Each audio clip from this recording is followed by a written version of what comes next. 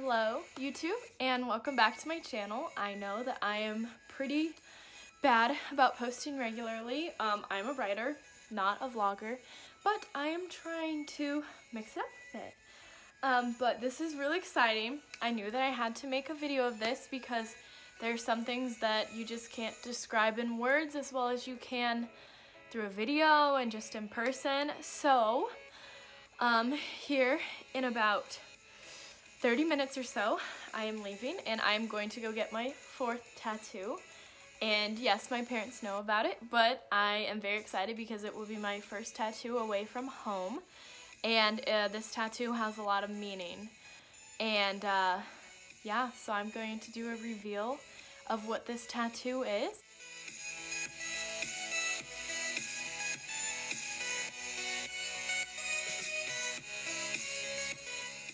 Okay, so I'm about to take off the bandage, and here's my dog Piper. So she's curious as to what's going on. And I have clean hands, and this will be the first time that I take the bandage off.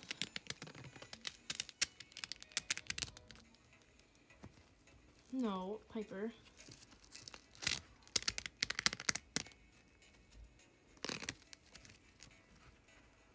All right. Here we go.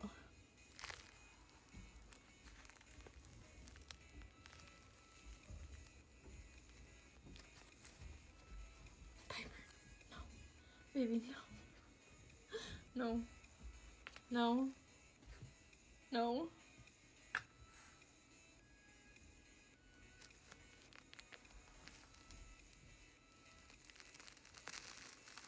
There she is. Ignore my crinkly skin and my dog, but there's my tattoo. Okay, so now that you have seen my tattoo and you know what I got, I can reveal that I have gotten a beautiful rose on my wrist. And as some of you may know, I do have 2 tattoos on this wrist. You can see here's a wave, it's upside down, and then, gosh, I don't know. And that one, that says Messenger, and that goes along with the title of my second book, Project 105.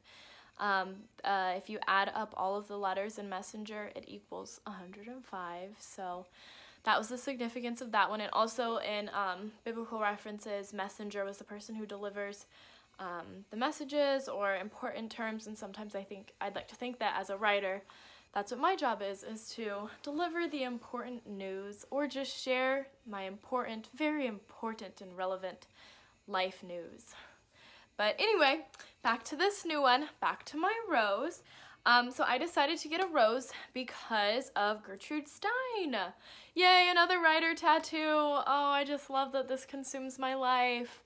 But anyway, Gertrude Stein, she was, I'm looking at my notes, I have my poetry textbook. So I actually got this idea very recently, and I like to act impulsively. So here I am with my new tattoo. And Gertrude Stein was born in 1874 and she died in 1946, so she goes back quite a bit.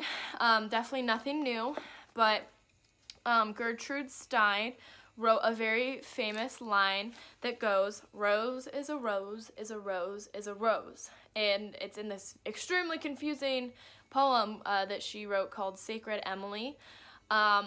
I recommend it if you like writing and you like poetry and you like reading. I don't recommend it if you don't know anything about any of those subjects, because even for a writer, reading that sucks. It's pretty hard, I'm not gonna lie. It's hard just because it's nonsense, essentially. And so obviously, rose is a rose is a rose is a rose is you're kind of like, okay, I get it. Kind of, I don't know.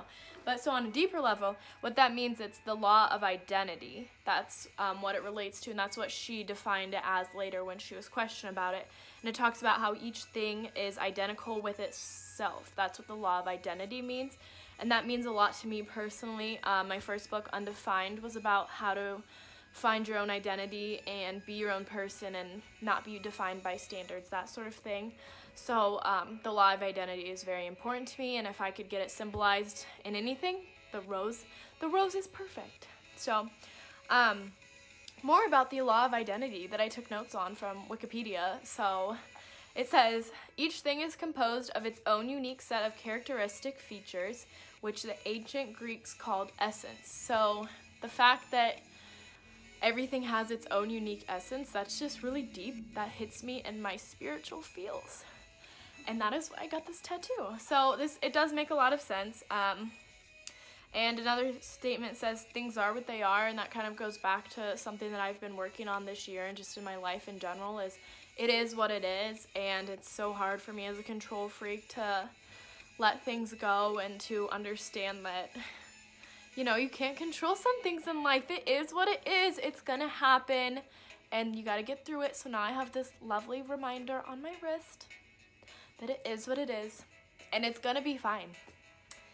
So that's what Wikipedia states. Let's read a little bit more out of my lovely book. This is titled Volume 1, Modern Poetry, the Norton Anthology of Modern and Contemporary Poetry, 3rd edition.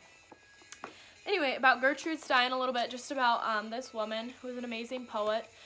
I'm in a modernism poetry class, so we talk a lot about American modernism poetry and just how that developed, because I'm very interested in art. I have a history of art minor, so that is my focus, as well as journalism and creative writing and blogging.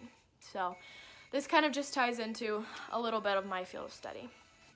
Something that Gertrude Stein said is that poetry is concerned with using, with abusing, with losing, with wanting, with denying, with avoiding, with adoring, with replacing the noun. So that's a mouthful. You might have to rewatch that part, because even I'm trying to process what I just said, but that's how Gertrude Stein writes. She'll drive the mind crazy. She really will. It's really psychological. Another thing that I said is poetry is essentially the discovery, the love, the passion for the name of anything. So when you talk about the name of anything, a rose is symbolic of so many things, but because she used it in the context she did, it states the law of identity, and that's what she was going for. And I truly do love that everything has its own essence, and the law of identity states that you are what you are, and you're unique in that way. The last thing that I highlighted from here, so I can show you more of my tattoo, is that her way of writing, this is how she described it. She described it as distinctly American, and that means a disembodied way of disconnecting something from anything and anything from something.